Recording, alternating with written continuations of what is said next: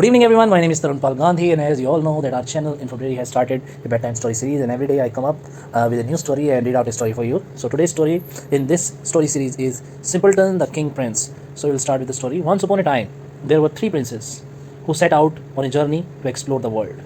The two elder brothers were strong and bold but selfish. In contrast, the youngest prince was kind-hearted and gentle, which led his older brother to mockingly call him Simpleton. One day, while traveling through a dense forest, the three brothers came across an anthill. The two elder brothers wanted to destroy the anthill and see the little ants running in panic, but Simpleton stopped them and said, "Leave the ants in peace, they have done nothing to harm us." The brothers continued their journey and soon came up upon a lake. On the lake, there were many ducks swimming peacefully. The older brothers wanted to catch and roast some ducks, but Simpleton again stopped them. "Leave the ducks alone, they have done nothing to harm us."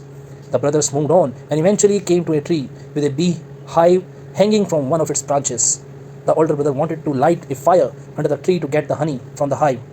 But once more, Simpleton pleaded with them, "Leave the bees in peace, they have done nothing to harm us." The brothers reluctantly agreed and continued their journey until they reached a castle. The castle appeared abandoned. Inside, they found a room full of stone statues, which they were surprised to discover were actually people turned to stone.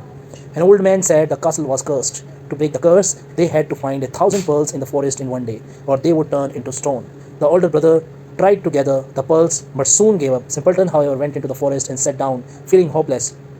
Suddenly, the ants he had saved earlier appeared and promised to help him.